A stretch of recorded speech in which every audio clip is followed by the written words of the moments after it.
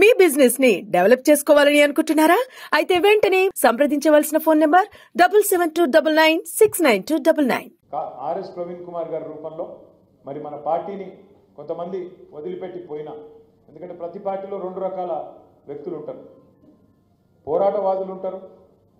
ఏది ఏమైనా సరే మా పార్టీ నా పార్టీ, కింద పడ్డా మీద పడ్డా, గెలిచినా గెలవకపోయినా, అధికారంలో ఉన్నా ప్రతిపక్షంలో ఉన్నా, కష్టంలో ఉన్నా సుఖంలో ఉన్నా నా పార్టీ ఇదే, నా జెండా ఇదే అనేవాళ్ళు పోరాటవాదులు.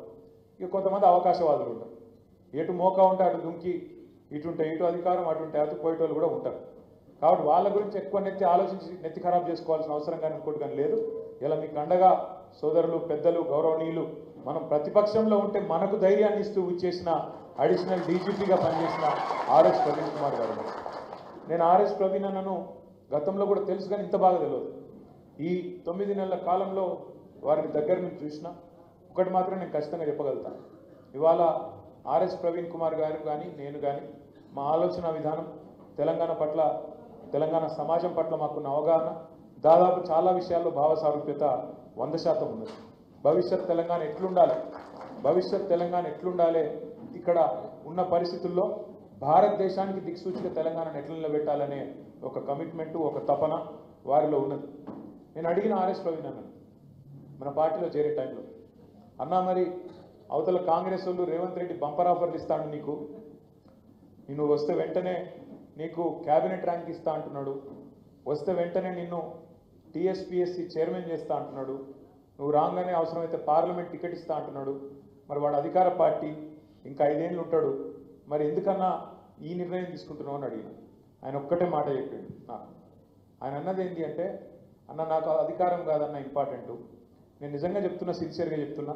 సరే గత నేను ఆనాడు బహుజనవాదం ఎత్తుకొని నేను బయలుదేరిన, ఇప్పుడు కూడా నేను బహుజనవాదంలో ఖచ్చితంగా ఉంటా, ఖచ్చితంగా రేపు కూడా ఉంటా. కానీ బహుజనులకు కూడా న్యాయం చేయగలిగిన నాయకత్వ సత్తా ఖచ్చితంగా టీఆర్ఎస్ పార్టీకి ఉంది, కేసీఆర్ కూడా నమ్ముతున్నా.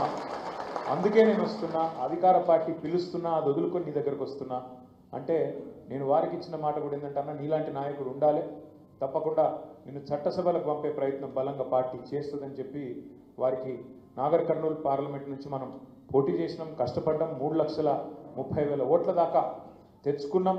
సరే నేను అనుకున్నా, అన్న గొంతు పార్లమెంట్లో నిలబడితే బ్రహ్మాండంగా ఉంటుంది, ఒక చదువుకున్న మేధావి తెలంగాణకు ప్రాతినిధ్యం వహిస్తే బాగానే ఉంటుంది అనుకున్నాం. మరి అనుకున్న దానికి భిన్నంగా కొంత జరిగింది. 8 సీట్లు కాంగ్రెస్ గెలిచింది, 8 సీట్లు బీజేపీ గెలిచింది పార్లమెంట్లో. కానీ తెలంగాణకు వచ్చింది ఏంది? గణితం నేర్చుకున్నారు మీరందరూ, మ్యాథ్స్ చిన్నప్పుడు. 8 + 8 ఎంత? 8 + 8 ఎంత? 16. చిన్నప్పుడు మనకు లెక్కల పంతులు చెప్పింది 16. కానీ వాస్తవం ఏంటంటే తెలంగాణ విషయంలో మాత్రం 8 + 8 ఎంత? 0. 8 మంది వాళ్ళు, 8 మంది వీళ్ళు. జోగి రాసుకుంటే బూడిద రాలిందని వాడు గెలిచి పీకింది లేదు, వీడి గెలిచి పీకింది లేదు, వచ్చింది మాత్రం తెలంగాణకు గుండు 0. అందుకే ఒక కోరిక ఉండే, మన్నంలో ఒక 5-6 ఉంటే పార్లమెంట్లో మన ఇలా నిన్న పాలమూరు రంగారెడ్డి ఎత్తిపోతల పథకానికి మేము జాతీయ హోదా ఇయ్యం అని చెప్పేసింది కేంద్ర ప్రభుత్వం. ఇవాళ 8 మంది వాళ్ళు, 8 మంది వీళ్ళు. కానీ ఒక్కరు నోరు మెదిపినరా? కేంద్ర బడ్జెట్లో రూపాయి రాలే, ఒక్కరు నోరు మెదిపినరా? కానీ అదే గులాబీ దండు అక్కడ ఉంటే, అదే ఆర్ఎస్ ప్రవీణ్ లాంటి ఎంపీ అక్కడ ఉంటే ఎట్లుంటుండే? ఇలా అక్కడ గర్జిస్తుంటిమి, నిలదీస్తుంటిమి, కొట్లాడుతుంటిమి, ఎట్లా ఇయ్యమని చెప్పి అక్కడ అవసరమైతే గల్లబట్టి అడుగుతుంటిమి. గది తెలంగాణ గలం, తెలంగాణ బలం, తెలంగాణ దళం, మన గులాబీ జెండా, గులాబీ కండువా.